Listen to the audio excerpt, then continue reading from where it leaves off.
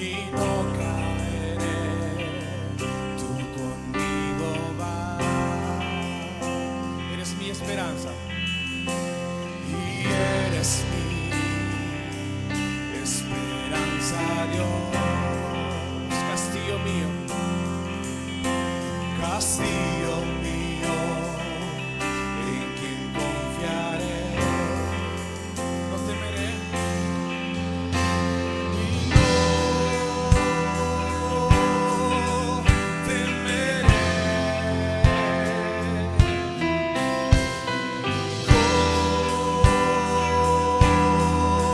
Conmigo estás y en la sombra tus alas me cubrirás, y en la sombra tus alas seguro estaré, y en la sombra de tus alas me cubrirás, y en la sombra tus alas seguro estaré.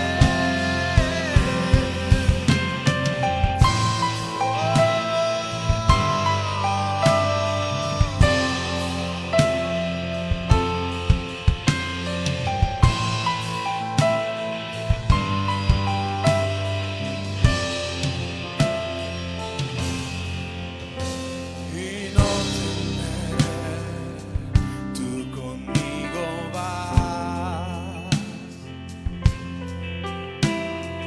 no caeré. A mi lado vas, a mi lado vas. Eres mi refugio,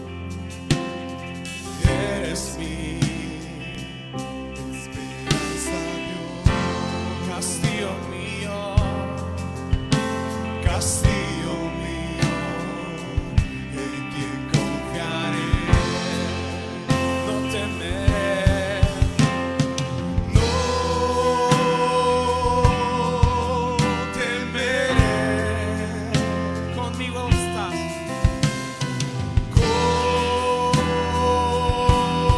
conmigo estás, y en la sombra tus alas me cubrirás, en la sombra tus alas seguro estaré, en la sombra tus alas me cubrirás, y en la sombra de tus alas seguro estaré.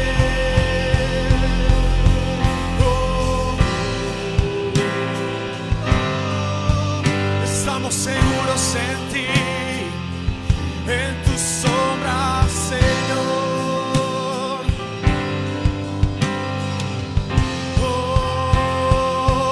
Eres mi refugio, eres mi refugio, mi fortaleza, mi Dios, en quien confiaré. Eres mi refugio, mi fortaleza, mi Dios, en quien confiaré. Eres mi refugio, mi fortaleza, mi Dios, en quien confiaré. Eres mi refugio, mi fortaleza, mi Dios, en quien confiaré. En la sombra de tus alas me cubrirás, en la sombra tus alas seguro estaré, y en la sombra tus alas me cubrirás, en la sombra de tus alas seguro estaré.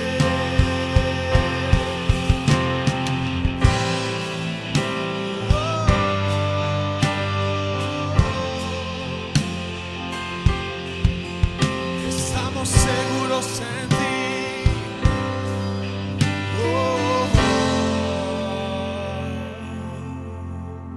Y en la sombra de tus alas me cubrirás. Y en la sombra de tus alas seguro estaré. Una vez más. Y en la sombra de tus alas me cubrirás.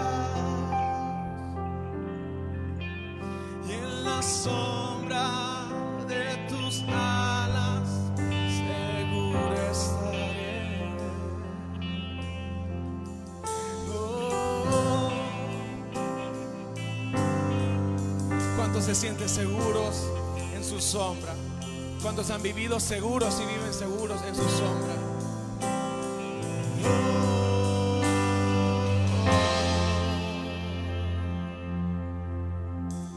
Gracias.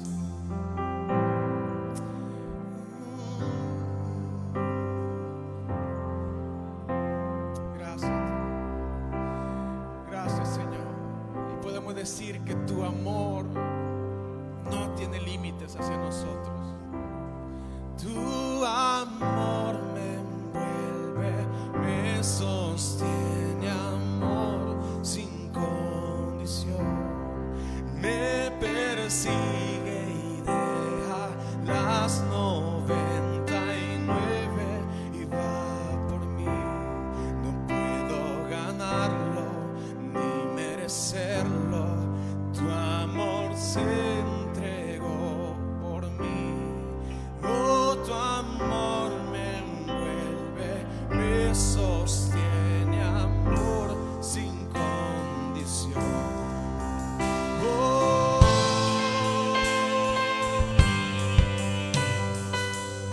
tu amor es sin condición.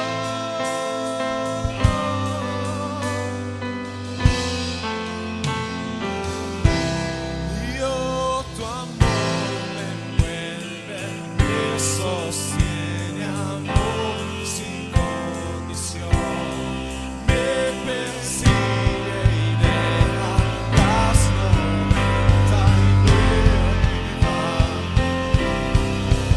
No ganarlo ni merecerlo. Tu amor se entregó por mí. Oh, tu amor me envuelve, me sostiene, amor sin condición.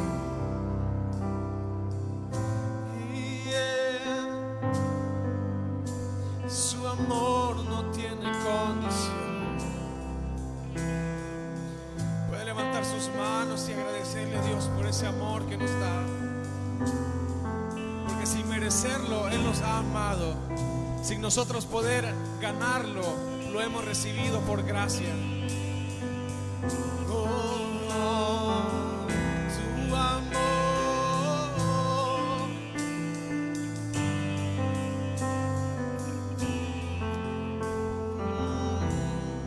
tu amor me envuelve, me sostiene, amor sin condición. Me persigue y deja las 99 y va por mí. No puedo ganarlo ni merecerlo.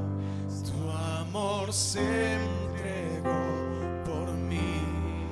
Oh, tu amor me envuelve, me sostiene, amor sin condición.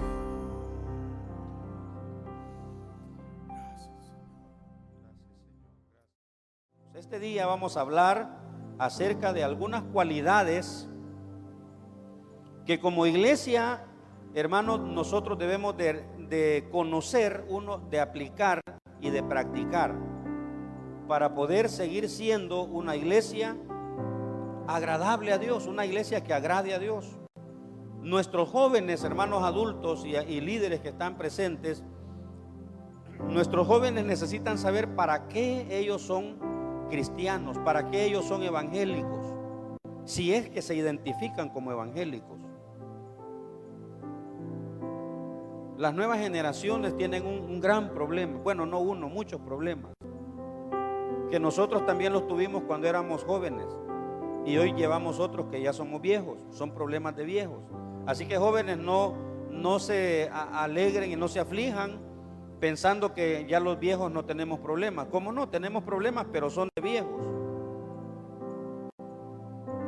Y no crean que cuando ustedes lleguen a se casen, que lleguen, que se gradúen, que tengan un empleo, que ya ganen dinero, no van a tener problemas. ¿Verdad, Natalie? Van a ser otros problemas cuando sean madres, padres.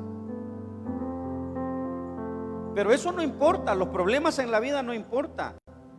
Por lo que debemos luchar en esta vida, hermanos jóvenes, es por saber de dónde vengo, dónde estoy, para dónde voy y quién es el que me guía en este transitar de la vida en este mundo.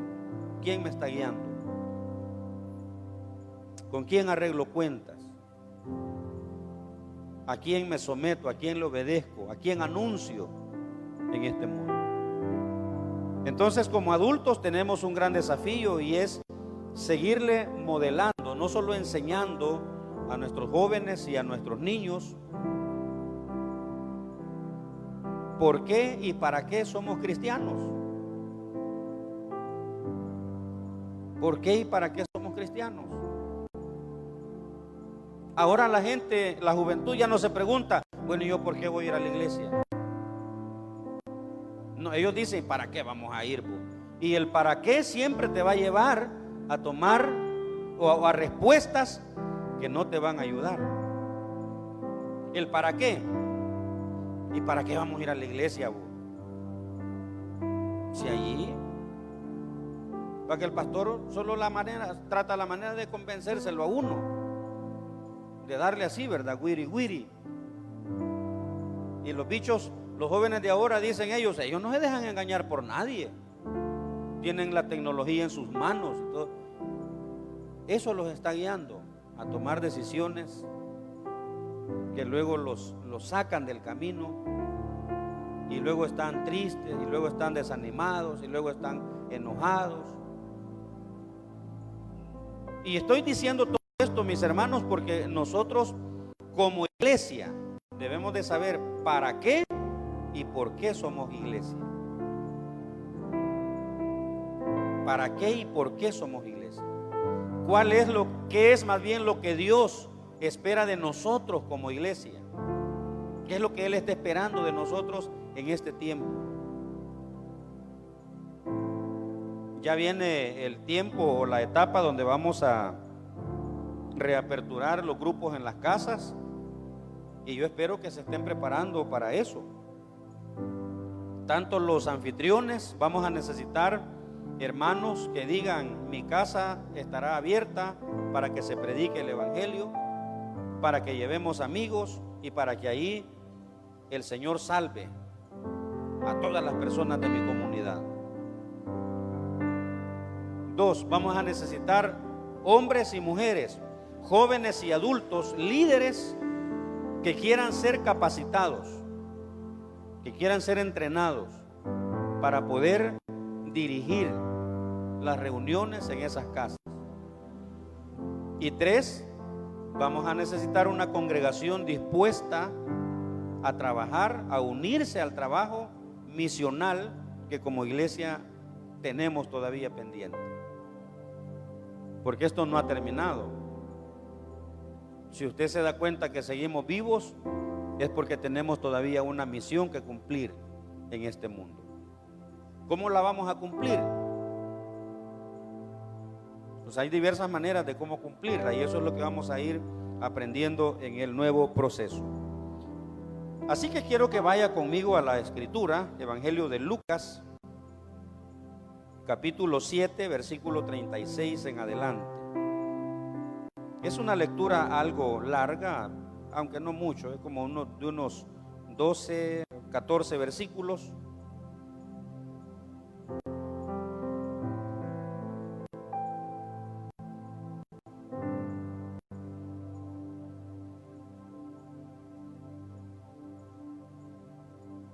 Y vamos a reflexionar ahí, hermanos, los minutos que nos faltan,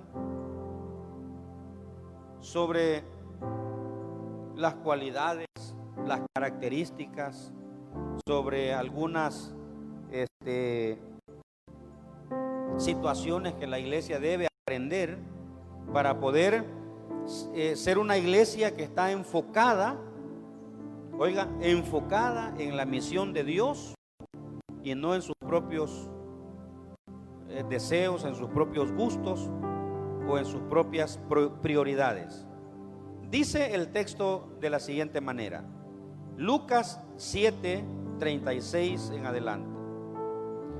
Me gustaría que lo leamos antifonalmente para que los que tienen la Biblia lean con voz alta y le den uso.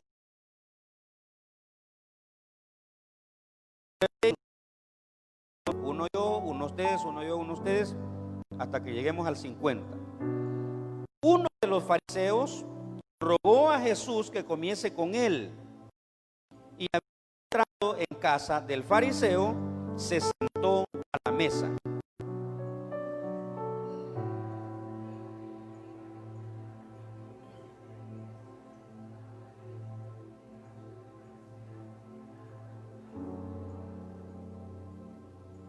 Y estando detrás de él a sus pies, llorando, comenzó a regar con lágrimas sus pies y los enjugaba con sus cabellos y besaba sus pies y los ungía con el perfume.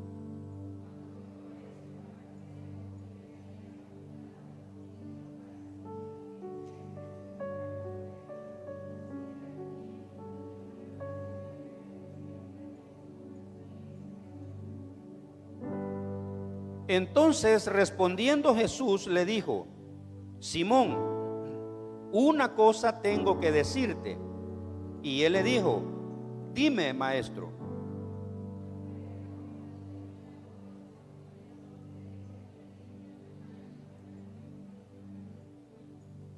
Y no teniendo ellos con qué pagar, perdonó a ambos. Dime pues, ¿cuál de ellos le amará más?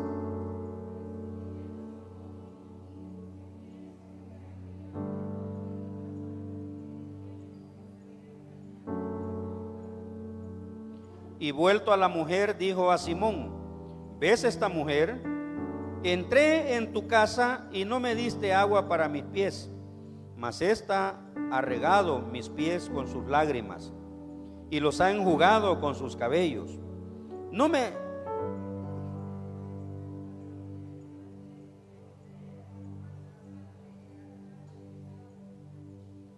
ungiste mi cabeza con aceite, mas ésta ha ungido con perfume mis pies.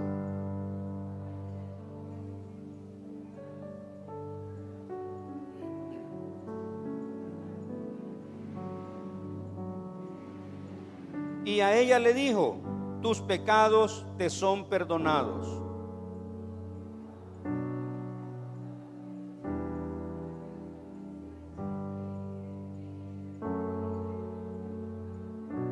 Pero él le dijo a la mujer, tu fe te ha salvado, ve en paz. Amén. Yo podría hacer una interpretación alegórica de este texto, enfocarme en la mujer, como se ha hecho o como se hace normalmente, enfocarme en la mujer y sacar todo lo sentimental que hay ahí, para que usted quizás pueda llorar, pueda emocionarse y hacer de todo. Pero mi propósito en esta mañana no es que nosotros quizás solamente nos llenemos de sentimiento al ver a aquella mujer pecadora y enfocarnos en ella y extraer, como decía, todo lo emocional que hay ahí, sino que nosotros, hermanos, también tratemos la manera de razonar y de considerar por qué tiene tanto valor el suceso que Lucas está presentándonos en este capítulo o en este tratado. O sea, ¿por qué es que Lucas incluyó el caso de esta mujer mala o de la mala vida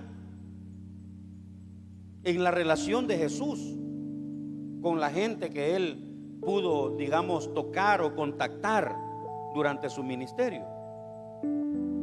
Y para ello necesitamos hacer un estudio diferente del pasaje, no tanto alegórico, sino un estudio más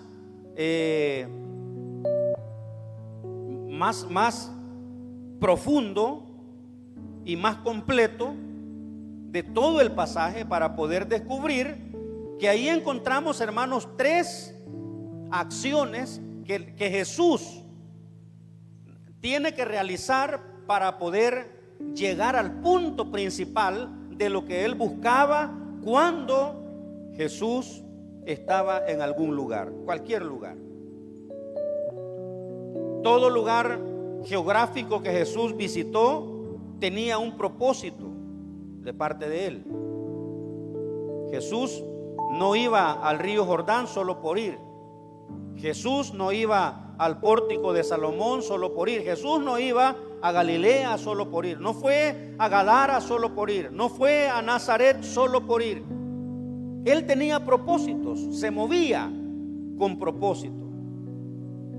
Entonces, lo que encontramos en esta lectura es que Jesús se está moviendo con el propósito de salvar a los pecadores, porque eso es lo que dijo el ángel cuando habló a María, a su mamá, o a la mamá de él, y le dijo: su nombre será Jesús. El niño se llamará Jesús, y de una vez le da el significado, porque él salvará a su pueblo. O sea, el propósito, la tarea principal de Jesús al venir al mundo era, diga conmigo, salvar. Salvar. No alegrar, no motivar, no solo sanar. Porque a veces podemos hacer eso, pero si la gente está motivada pero no es salva, ¿de qué sirve? Si la gente sana de una enfermedad pero no es salva, no es perdonada, o sea, no la llevamos al perdón de sus pecados, ¿de qué sirvió? Si se va a condenar, si va a seguir sufriendo por el pecado. Si la gente prospera materialmente, le encontramos un buen trabajo, o la gente recibe, o más bien planta o inicia un buen negocio y todo, y prospera materialmente, pero no encuentra a Jesús y no se encuentra con él en el perdón de sus pecados, ¿de qué sirve? Para este mundo va a servir de algo, pero Jesús no venía solamente por eso. Y si ustedes se fijan, los discípulos de Jesús, aunque lo dejaron todo, pero al final ganaron todo: comida, vestido, casa, familia, comunidad. Y no solo ganaron todo para ellos, sino que tenían para poder ayudar a los necesitados. Pero para poder llegar a eso, tuvieron que morir a ellos mismos y tuvieron que dejarlo todo. Entonces, Jesús estableció la iglesia en la tierra para hacer la respuesta a un mundo perdido y necesitado de amor, de perdón y de aceptación. Esa era la situación en la que el mundo o la sociedad se encontraba en el tiempo que Jesús viene a la tierra. Y para este propósito, Jesús, él mismo con su ministerio, con su misma actitud, modeló el tipo o la forma de ministerio que la iglesia debía llevar a cabo hasta el final de los tiempos. De ahí que Lucas, a través de esta lectura, nos enseña tres formas o tres cualidades que la iglesia de Cristo debe tener para poder estar enfocada, o para ser una iglesia enfocada en la misión de Dios. Y empiezo con la primera característica, y es que cuando, o más bien, si una iglesia, hermano, está enfocada en la misión de Dios, hará lo primero que Jesús hace en ese texto que hemos leído. Y es que se va a encarnar en la sociedad hasta donde sea posible. Eso es, se va a insertar en la sociedad. La iglesia misional no es la iglesia que se excluye a sí misma, se sale a sí misma de la sociedad y se viene para acá, para el altar mayor o para el lugar santísimo, y dice: vénganse todos para acá, porque ese mundo es perverso, ese mundo es malo, ahí hay solo pecadores, ahí hay solo gente corrupta, ahí hay solo gente malvada. Entonces vénganse para acá, porque aquí estamos los buenos. Por años la iglesia, hermanos, transmitió ese tipo de mensaje, y al final ese tipo de mensaje llevó a la iglesia misma, pero no solo a la iglesia, sino también a la sociedad, a darse cuenta que esa era una ideología, o sea, un idealismo, era una falsedad. Porque resulta que todos los hermanos que estábamos acá en el lugar santísimo o en el lugar santo, nos dimos cuenta que también aquí, pero solo que no estábamos allá, pero aquí también hay odio, hay rencor, hay maldad, hay traición, hay envidia, hay celos, hay pleitos.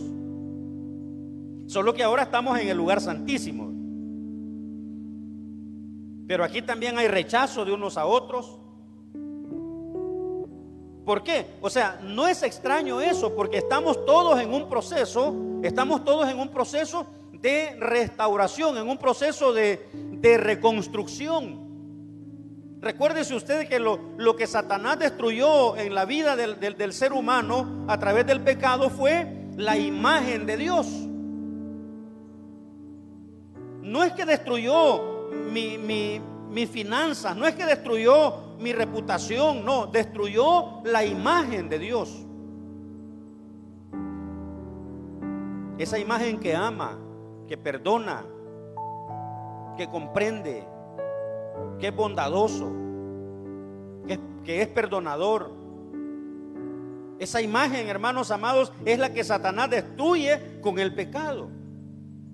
Y cuando venimos nosotros al Señor, lo que se inicia ahí es un proceso de transformación, un proceso, le llama, teológicamente se llama un proceso de regeneración. O sea, la palabra regenerar significa volver al estado original, volver algo a su estado original.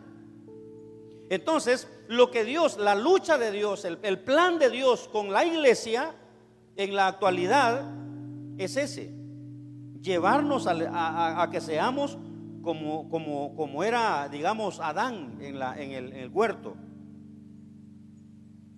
a ser inocentes, el estado de la inocencia, que aunque estaban desnudos, pero no pasaba nada, hasta que comieron del fruto, que es una decisión a la que fueron guiados por la serpiente. Se dieron cuenta que estaban desnudos, pero antes no, y eran felices y eran santos, tenían una relación como nunca antes con Dios. Dios los amaba, Dios los visitaba al huerto y podían hablar con Él. Pero entonces, cuando ellos toman el fruto prohibido, o sea, desobedecen al mandato que Dios les había dado, ellos descubren su desnudez, y entra la vergüenza y entra el temor, y deciden esconderse de Dios porque se sienten avergonzados. y deciden no responderle a Dios cuando Dios llega al huerto para hablarle: Adán, Adán. Y aunque Adán oía, porque el pecado no te vuelve sordo ni ciego. Gracias a Dios por eso. Pero Satanás no tiene esa potestad de cegarnos, en el sentido de que no podamos ver o escuchar a Dios. El pecador escucha a Dios, lo que pasa es de que se esconde, se hace el que no oye. Y Dios llegaba al huerto: Adán, Adán. Y Adán oía, pero estaba escondido. Entonces, hasta que Dios le preguntó: ¿dónde estás?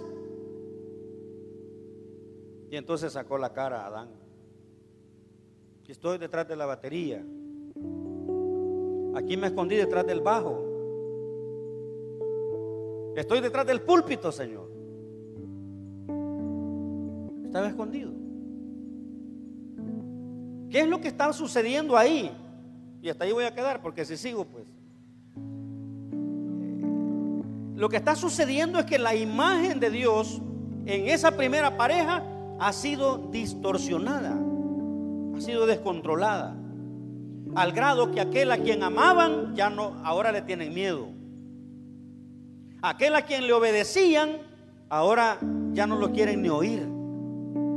Aquel a quien anhelaban ver cada mañana o escuchar su voz cada mañana, hermanos, que él llegaba para poder hablar con ellos, ahora se le escondían y ahora se tapaban los oídos para no oírlo, porque la imagen de Dios había sido deteriorada en la vida de ellos. Siguieron siendo personas con un cuerpo normal. Su cuerpo no fue afectado para nada, fue afectada la mente, el alma y el espíritu. Entonces, eso es lo que Jesús está, hermanos, buscando cuando Él viene a la tierra: restaurar esa imagen de Dios en el hombre. Entonces, cuando Jesús acepta la invitación, versículo 36, uno de los fariseos invitó a Jesús a cenar.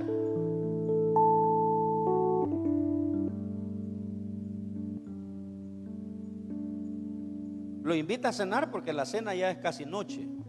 ¿Por qué no lo invitó a almorzar o a desayunar?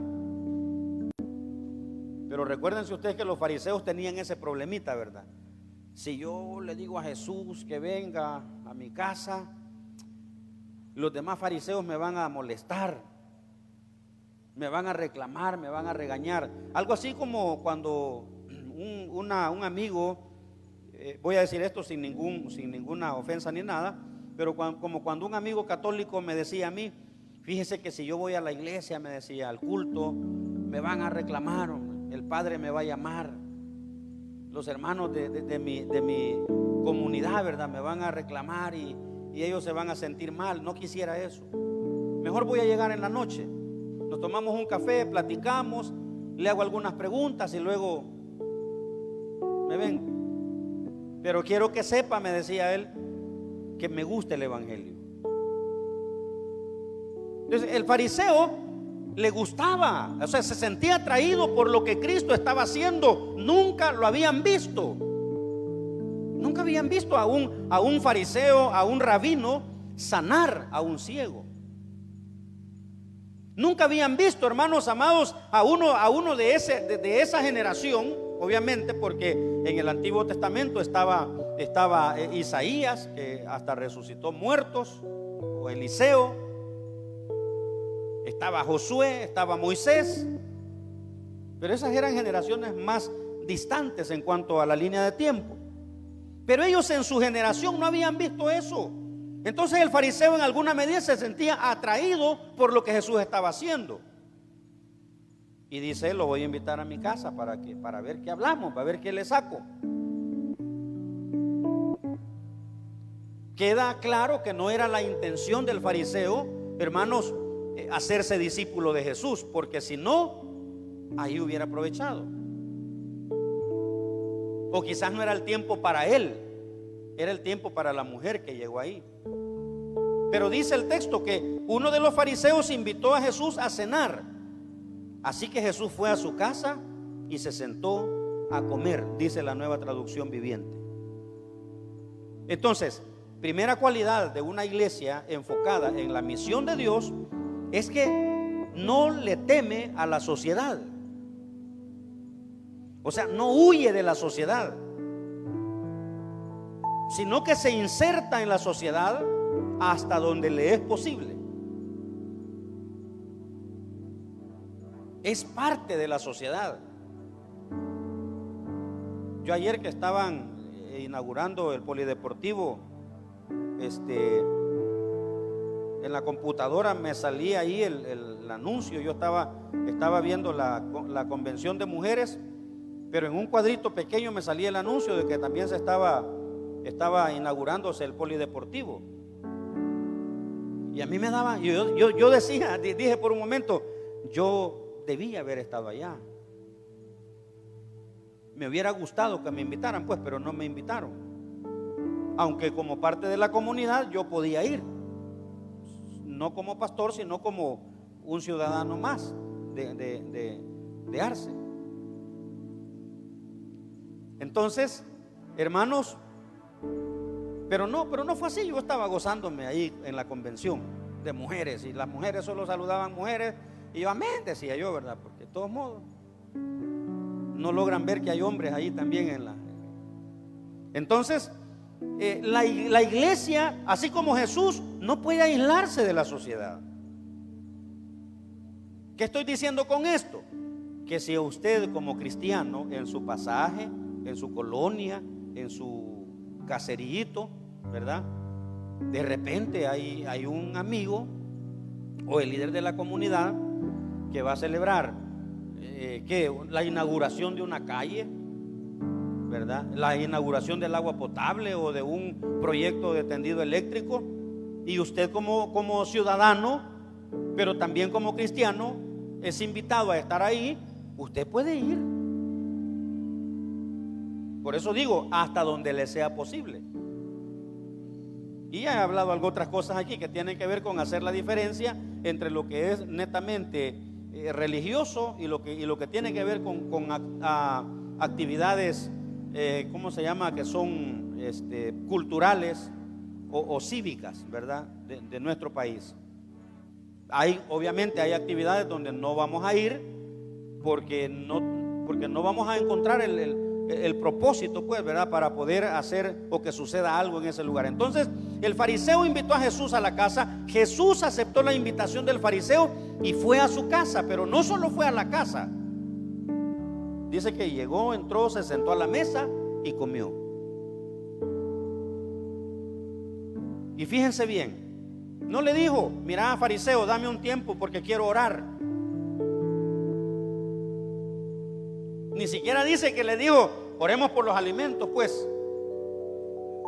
Porque a veces nosotros como cristianos, aunque sea eso, hacemos en una reunión social. Pero Jesús no hizo ni eso, no lo dice Lucas. Solo dice que llegó, entró, se sentó y se echó el pan con pollo. Y estando en esa actitud, llegó la mujer. Llegó la mujer. Y llegó por detrás de Jesús. Y llegó a los pies de Jesús, porque la mujer en alguna medida, aunque Lucas dice acá en el texto que hemos leído, cuando cierta mujer de mala vida que vivía en la ciudad se enteró que Jesús estaba comiendo, ahí llevó un hermoso frasco de alabastro lleno de un costoso perfume y llegó por detrás de Jesús, porque Jesús no estaba sentado así como están ustedes. La costumbre era sentarse con los pies para atrás, porque tampoco se sentaban en una silla, sino en el suelo y con los pies para atrás. O sea, algo así, ¿verdad? Yo no puedo, porque si me siento ya no me levanto. Con los pies para atrás.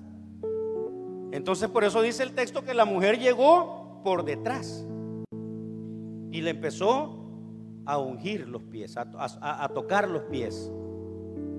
¿Por qué llora la mujer? Porque cuando ella toca a Jesús y ve que Jesús, hermano, no se niega, Jesús no reacciona como hubiese reaccionado el fariseo: deja de tocarme, ¿verdad? Y le puede tirar el pie o le hace con la mano. Cuando esa mujer vio la aceptación de Jesús, ella comienza a llorar. Y yo estaba pensando, al ver el texto y al meterse uno ahí con todo el sentimiento, yo estaba pensando que la mujer primero comenzó a llorar por gratitud de ver a ese Jesús santo y puro, no negarse a que ella se acercara primero, hermano Roberto, a él. Porque solo el acercarse a un hombre para una mujer judía no era permitido. Lo primero. Segundo, ya lo había tocado. Entonces en ella hay gratitud, pero también en ese proceso salta la culpa. ¿Por qué está agradecida? Porque yo soy una mujer pecadora, porque yo no merezco estar tocando los pies de Jesús. Entonces, hermano, entre la gratitud surge también la culpa, y la culpa la lleva a esta mujer a hacer el siguiente ritual, y es que quebró el perfume de alabastro. Y ya no solo enjugó los pies de Jesús con sus lágrimas y los secó con sus cabellos, sino que quebró el frasco de alabastro. Y oiga, la costumbre era ungir con aceite al visitante de una casa la cabeza con aceite.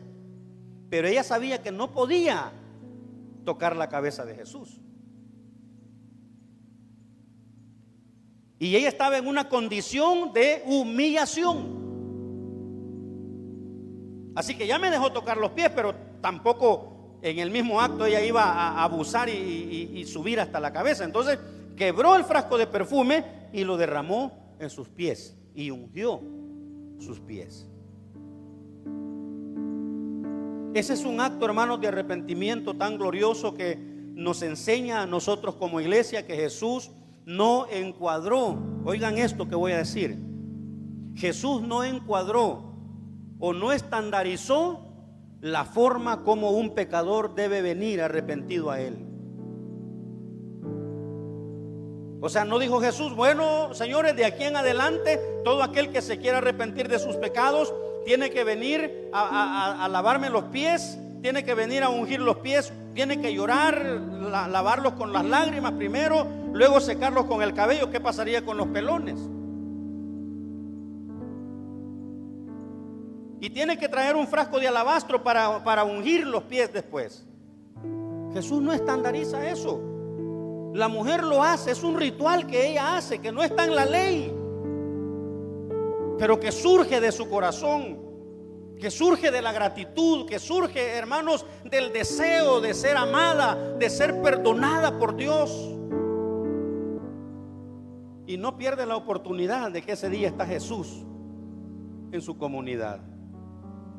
¿Qué hubiera pasado si Jesús se niega a la invitación del fariseo? Se hubiera perdido esa alma.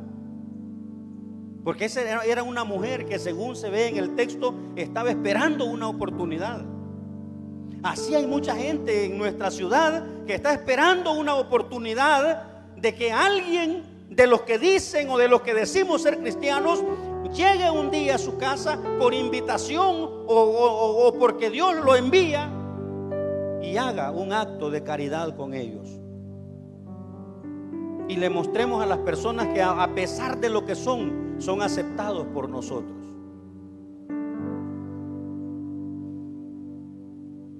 Hoy con esto de la pandemia nos está tocando comer con gente que no conocemos a veces. Si en alguna vez usted fue ya a un lugar donde a comer, de repente uno va a ver ahí. Fuimos a una reunión con unos compañeros pastores, éramos 3. Y había una mesa para 6. La mesa era para 6. Ya habían ahí 3 personas. Aquí se pueden sentar. Ok, está bien, sentémonos aquí. No los conocíamos, uno de ellos estaba fumando. Y ni modo que iba a decir yo, no, hermano, aquí no nos sentemos, mejor vámonos a la calle, vamos a comer al carro mejor. Pues ese tipo de actitudes muchas veces, hermanos, en lugar de darle un mensaje positivo al mundo, dan un mensaje negativo. Pero hay que hacerlo con propósito. Y por eso es importante que nosotros veamos y meditemos en esto. Jesús dijo que nosotros debíamos, la iglesia es luz en el mundo y sal en la tierra. A eso hay que ir, a la sociedad. Te invitaron a un cumpleaños, a una fiesta rosa, y tu amiga no es cristiana, va a haber ahí una fiesta, una ceremonia y todo, y después va a haber un baile. Vaya a la fiesta, vaya a la ceremonia, y después que termine eso, regrésese. No se va a ir a bailar también, porque entonces no va a ir a dar un buen mensaje. Espérate vos, esperemos el trago. Van a dar highball. Los jóvenes de ahora no amagan, ¿ve? Mira, whisky van a dar, pues esperémoslo. Aunque sea uno, hombre. Aunque sea uno así, dicen los bichos. Sí, pero es de aquí para acá, ¿vale? Jesús nos enseña entonces, hermanos, que debemos de estar en la sociedad. No nos aislemos de la sociedad. Ahí están sus familiares, ahí están sus jefes, ahí están sus empleados, si hay aquí empleadores, ahí están sus amigos, ahí están sus compañeros de estudio, ahí están, hermano, está la gente que nosotros decimos que queremos, que son parte nuestra.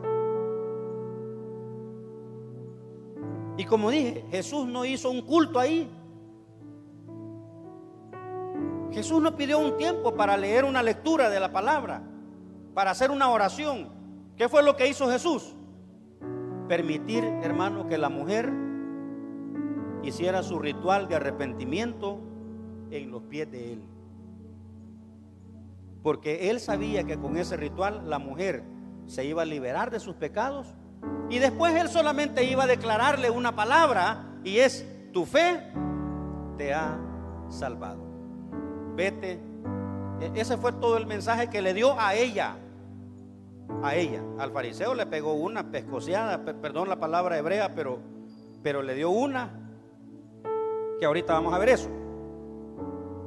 Bueno, es la tercera parte. Segunda característica es que la iglesia enfocada en la misión de Dios se identifica con los más pobres y olvidados de la sociedad. Y esta mujer era una de ellas. Pobre, porque era de la mala vida. Ninguna mujer de la mala vida llega a ser rica, llega a ser millonaria.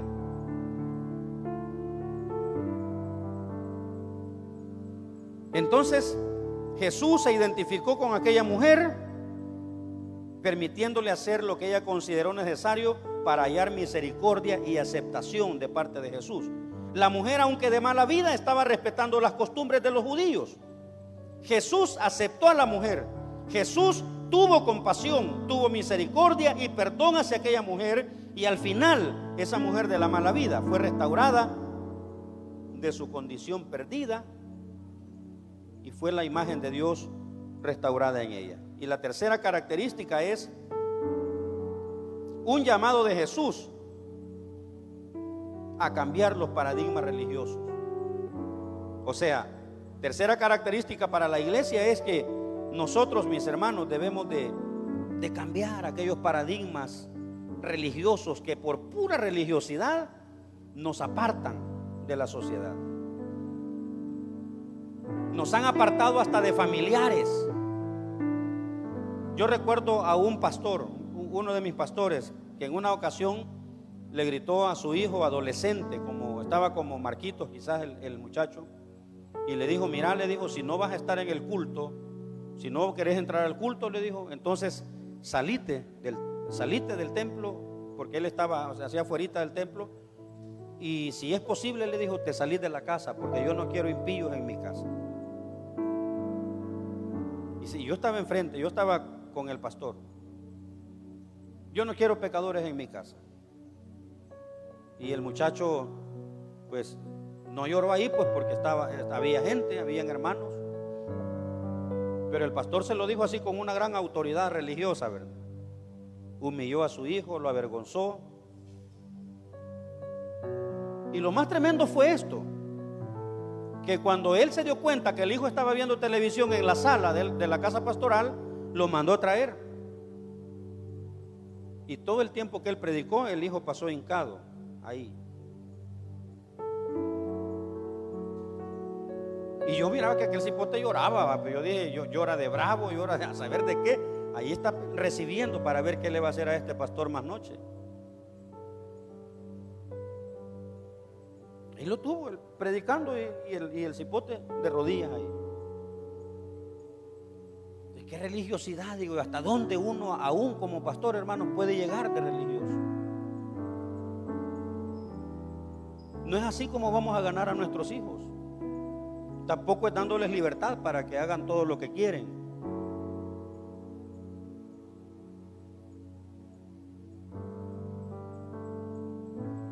Debemos entonces, mis hermanos, modificar esos paradigmas que nos llevan a ser una iglesia que en lugar de conectar con la sociedad, porque mire, yo voy a leerle algo aquí que ya es casi el final, pero antes de eso termino este punto. El llamado es de Jesús a cambiar paradigmas religiosos. Los paradigmas religiosos nos apartan de la sociedad pensando que somos mejores, porque nos hacen pensar que somos mejores. Un paradigma es una costumbre, es algo que se nos dijo en el pasado, que a la iglesia no debe usted entrar con chores. Cuidadito con entrar con chancletas a la iglesia, al templo. Paradigmas. ¿Por qué? ¿Por qué? Pues porque es pecado entrar. Bueno, y andar en chora allá afuera no es pecado también.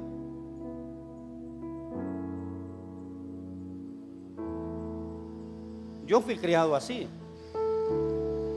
Y por eso es que a mí difícilmente me van a ver en chores aquí en la comunidad. Me da pena. O en chancletas, es raro que yo baje. Y si he bajado como unas 3 veces en chancletas aquí a bañarme cuando no cae agua allá, hermana Natalie, pero a las 5 de la mañana, cuando no hay nada de gente aquí, que me van a ver en ginas. Me da pena que me vean las uñas de perico que tengo.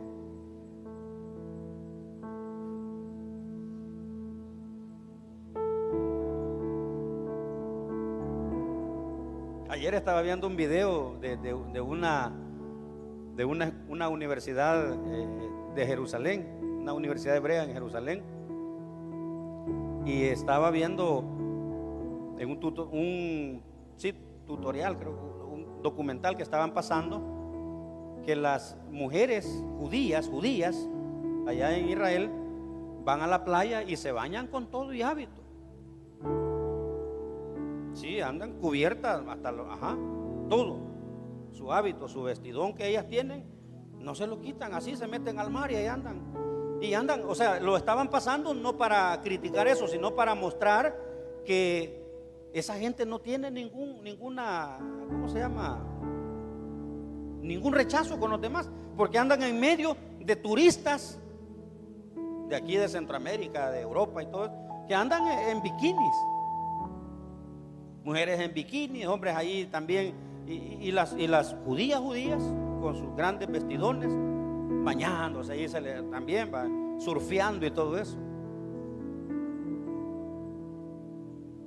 Jesús vivió en medio de la sociedad como un ciudadano más, pero en él había algo diferente que se manifestaba cuando la gente se acercaba a él. Entonces,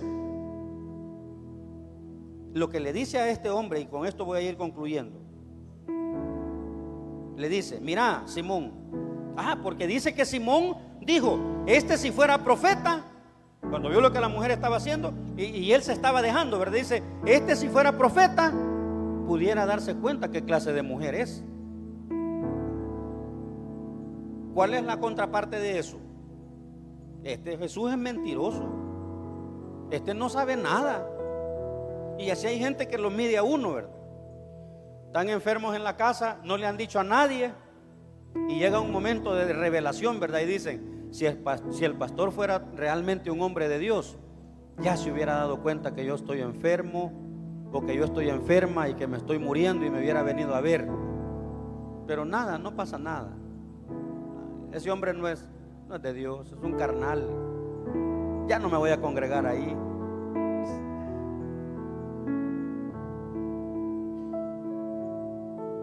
¿Verdad que sí?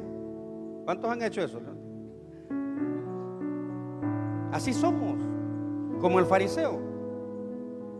Si este Jesús fuera profeta en verdad, ya se hubiera dado cuenta que esta mujer es pecadora y le hubiera metido una patada. Pero a mí no me la hace. Y el problema es que Jesús se da cuenta de lo que nosotros pensamos. Y me daba risa, pero después me dio lástima al fariseo, porque le dice Jesús: mira, Simón, tengo algo que decirte. Y el Simón ahí bien alegre le dice: sí, Señor, dime. Quizás él pensaba que le iba a decir: por favor, sacame a esta mujer de aquí, que no me esté molestando. Pero Jesús comienza a decirle: tú no eres un hombre agradecido, en primer lugar. ¿Por qué? Porque no lo has manifestado. Tú no eres un hombre que ama.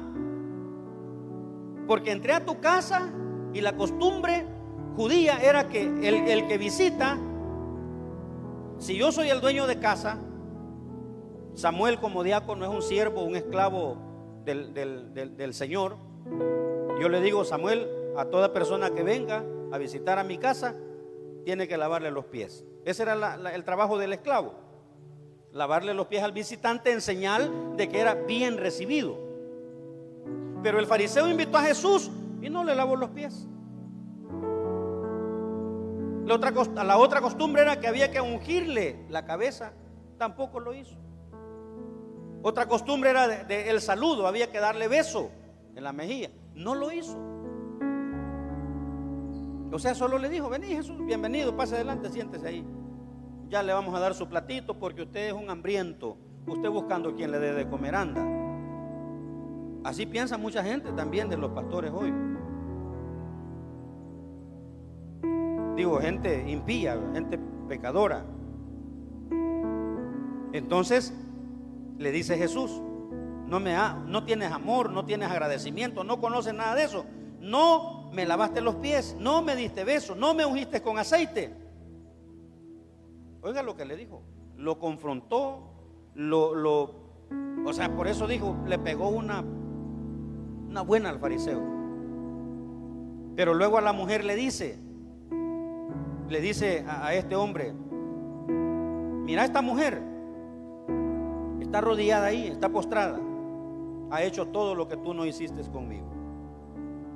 Y luego termina Jesús diciéndole a la mujer: tus pecados te son perdonados y tu fe te ha salvado, vete en paz.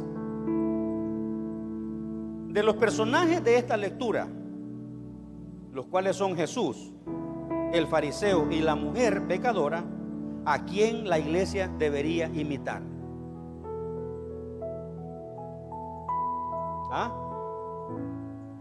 A Jesús.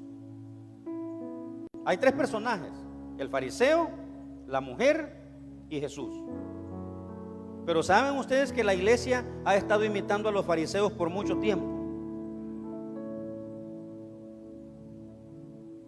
Ignorando a Jesús e imitando al fariseo. Eso es lo que hace la religión.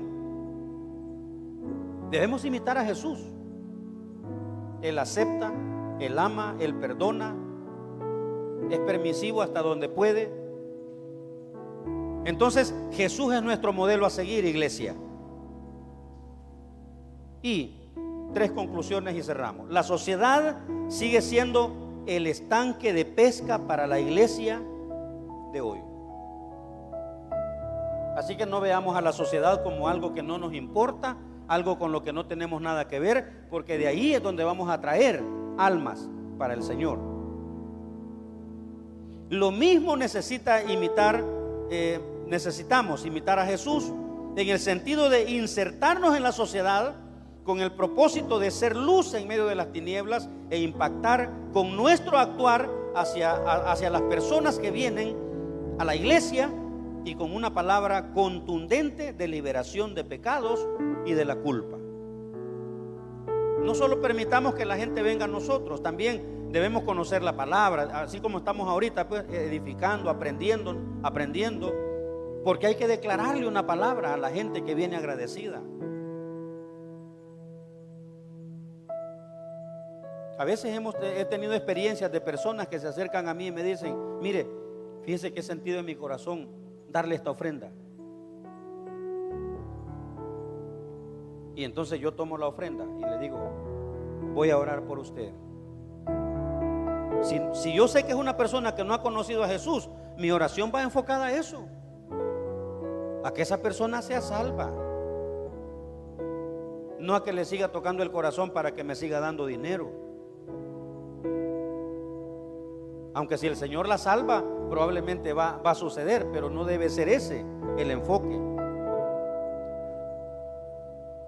2, como iglesia necesitamos identificarnos con los más necesitados de nuestra sociedad. Ellos necesitan amor, necesitan aceptación, necesitan el mensaje de la buena noticia de que en Jesús hay sanidad de la enfermedad física, hay provisión material, hay perdón de pecados y hay liberación de la culpa. Nadie más va a poder, hermanos amados, amar a la gente.